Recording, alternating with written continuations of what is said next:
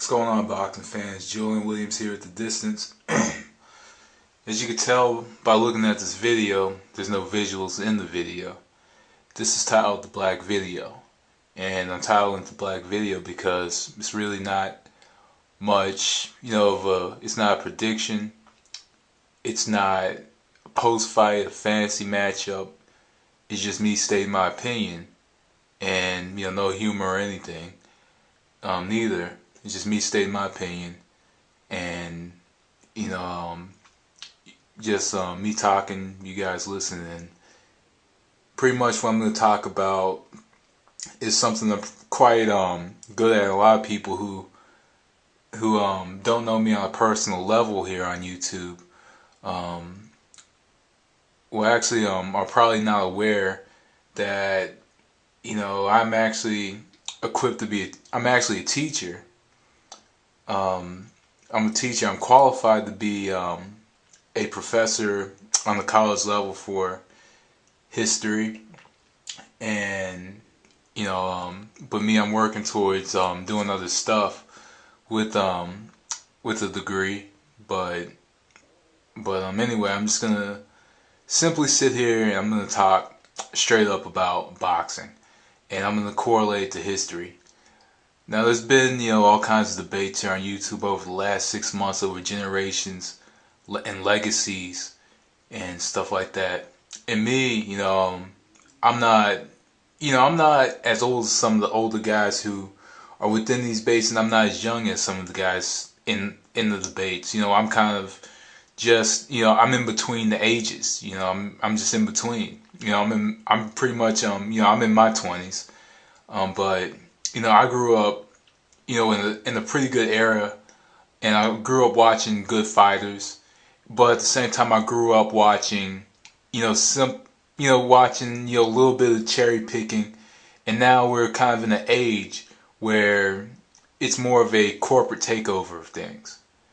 It's much different. But what I'm gonna do is I'm gonna talk about boxing in 3 ways, basically, or the 3 things that correlate to bring together a golden era of boxing. I'm going to use history. I'm going to use American history. I'm going to use boxing, and I'm going to use sociology, and all these are going to correlate together within this video. The number one thing that started the golden age of boxing is the Great Depression. Stock market crash in October of 1929. A lot of unemployment. Unemployment was very high. Years later, we got Roosevelt in office. He had the New Deal with all these little economic, with different economic plans. It was just pretty much stayed busy. But back then there were not as many options as there are now. Pretty much, football was not as big as it was in the early 20s compared to how it is now. There wasn't as many other sports. Really, and then there was baseball, and it was separated into kind of just 2 leagues. You had I believe the Negro League did exist at that time, and you had Major League Baseball. But the other sport to get into, because there was no basketball at this time, and if it was, it wasn't a mainstream sport. Hockey wasn't a mainstream sport, not in America. And pretty much, what else do we have that played on the radio? Boxing. They played boxing on the radio.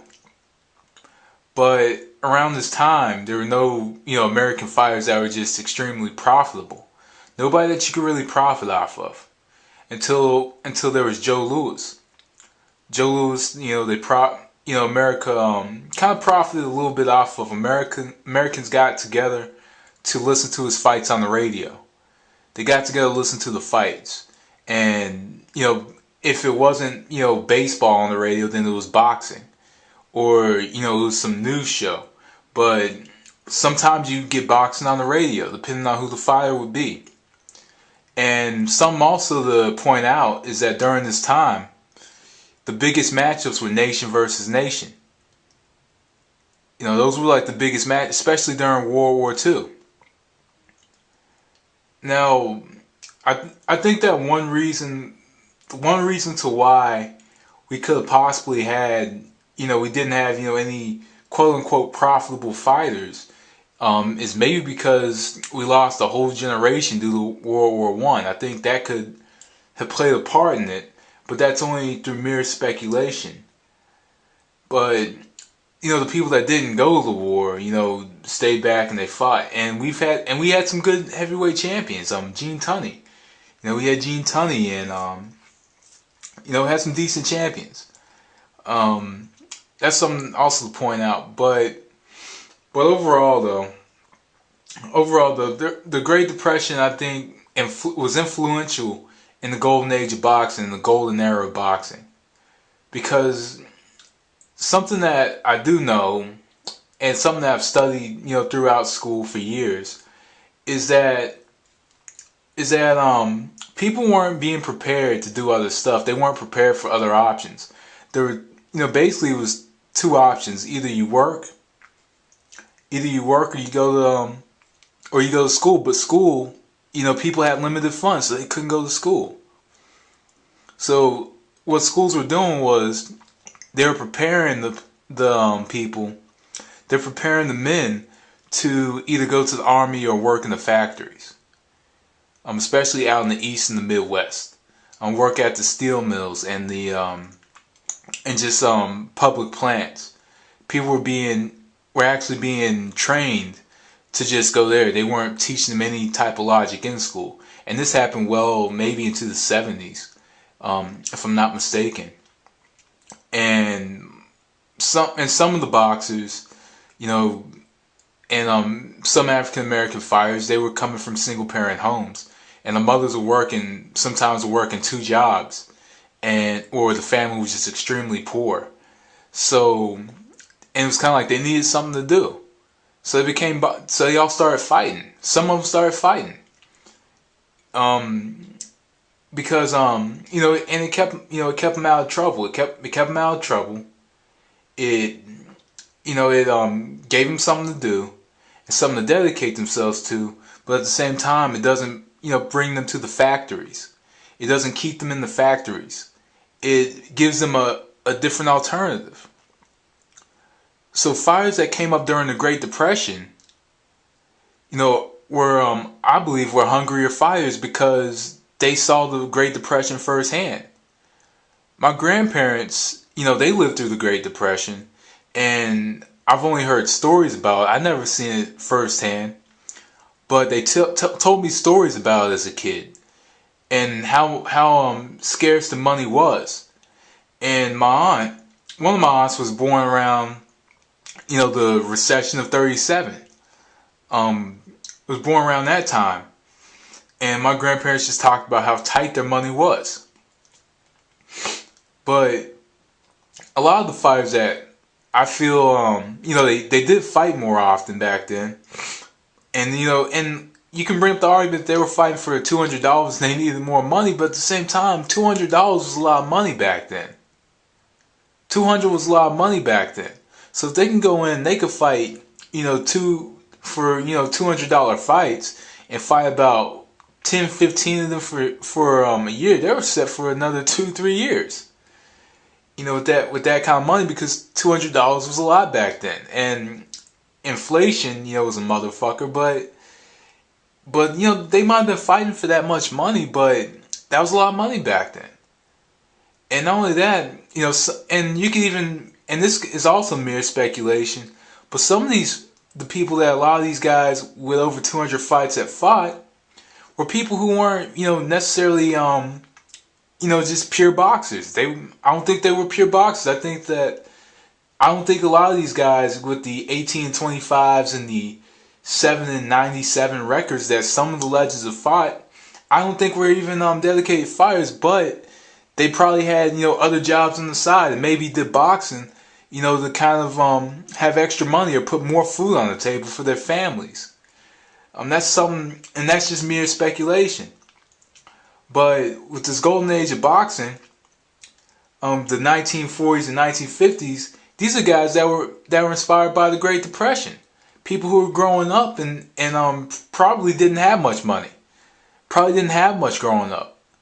And me, that's just my personal opinion, and it's not anything that I read somewhere. It's just me analyzing from the historical times. That's just how it was.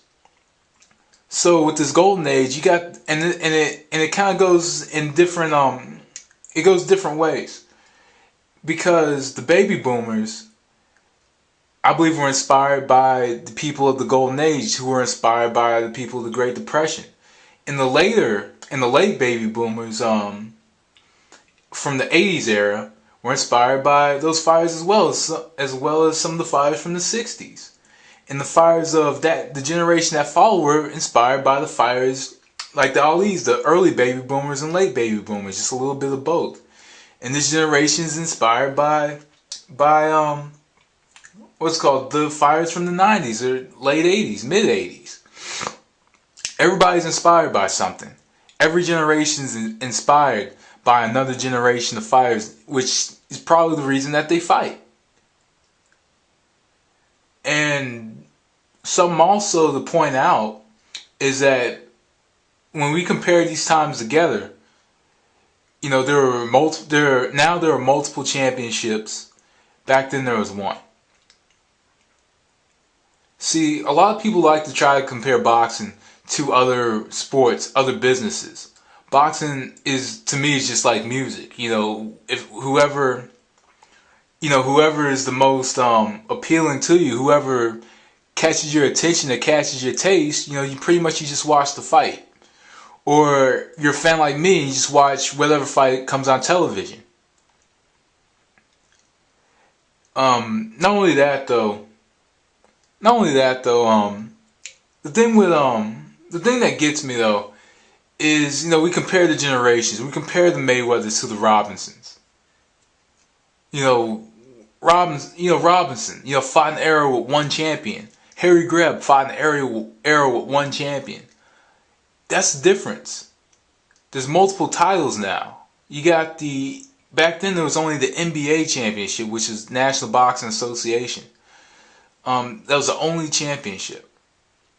Only one. And with that one championship, everybody had to fight everybody. The best had to fight the best.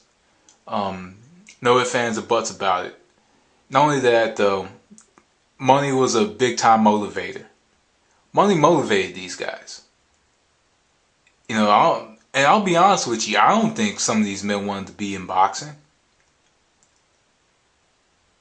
But the logic was, and it's something that's always been told to me growing up, was, Julian, if you do something, then be good at it. And I think that they were doing something they didn't want to do, but they were good at it. And they learned to love the sport. And some of them loved the sport because of the money that it brought to them. And some of them just loved the sport because they liked to compete. And now if you look at now, money is still a motivator. But there's not as much money, there's more money on the table now than it was in the 40s. So that's just some stuff to think about when we compare generations. Me personally, I've had the luxury of being around people who grew up during these times. My grandfather, he loved boxing. Always talked about it. Him and my uncle would sit on the couch and they would talk about boxing. They would talk about old fights that they either they watched together or listened to together. They talked about these fights. I was taught how to fight by a man who's a huge boxing fan. I was from a big boxing, community in a small part of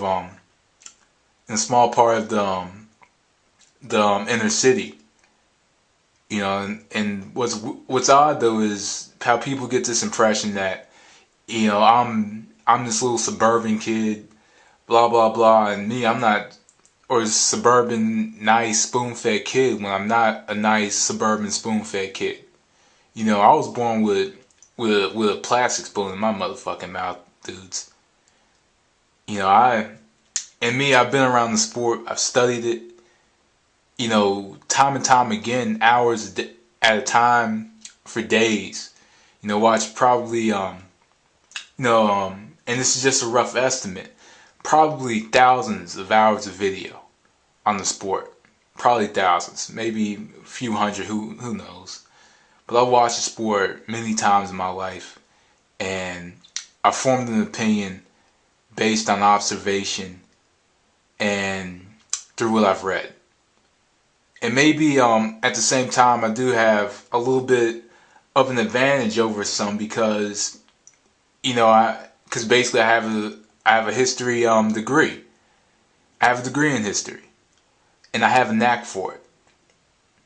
So I look at these things and I evaluate from what I see, and I read a lot. You know, that's in me. I was taught to be a very inquisitive person, and I try to be that to the best of my ability. And I will admit that there were a couple years I didn't watch boxing. There were 2 years I didn't watch it, and I didn't watch it those 2 years because I actually couldn't at the time. I couldn't watch it, you know, because I got in some trouble, and I couldn't watch boxing. And also another thing that kept me away is my grandfather passing away. So those things kept me away from the sport, but at the same time I came back and loved the sport more than I did even before, and studied hours upon hours of it. Boxing was not my first love. Me, I loved basketball, and I didn't get into boxing until later on. But for those who want to sit and call me a little nice boy, I'm not a nice guy at all. I'm not. I mean, I'm just a normal guy. And also, I'm not this little snob that that a lot of people want to portray me as. I'm not a snob. I'm from the inner city. Grew up in the inner city, basically most of my life, and I was blessed. I was blessed with the ability to speak, and I was blessed with the with being able to go to college and get an education when when I didn't when a lot of people didn't expect me to get an education. A lot of people expected me to be in jail be in prison or whatever. But luckily my children aren't gonna have to go through the same stuff I went through. And I'm happy about that. I'm glad that they don't have to go through the same route that I had to go through. And and really the thing that kept me going always was boxing. As odd as it sounds, even though I never fought a professional boxing match, learning the things and learning the fundamentals and watching it had kept me off the streets and it kept me out of trouble. To be honest, and I love the sport, and I feel as if I'm giving back to it by just simply talking about it, because hell, anybody could talk about the sport. You don't have to be the most knowledgeable to talk about boxing. I don't have to be the most knowledgeable to talk about hockey or whatever. Anybody could talk about anything that they damn sure as hell want to talk about. But boxing's my sport. So anyway, guys, I'm out of here. I'll be back later on. But anyway, peeps, that was the distance. Thanks for watching. Peace.